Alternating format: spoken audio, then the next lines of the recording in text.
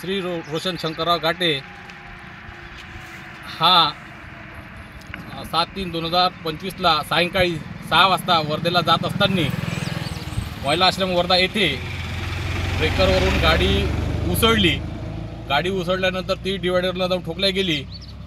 डिवायडरला गाडी ठोकल्यानंतर त्याला ब्रेनला जबरदस्त मार. आज दिनांक 19/3/2025ला मी कोणाचा ॲक्सिडेंट होऊ नये आणि जेणेकरून सर्वजणांनी लोकांनी मोटरसायकल जात असताना हेल्मेट घालून मोटरसायकल चालवावी म्हणून मी हेल्मेट आज वाटप करीत आहे. दिनांक 19/3/2025 रोजी माननीय श्री अतुलभाऊ पन्नासे यांनी मी रोज येण्या जाण्यासाठी वर्धेला रोजगारासाठी जात असतो.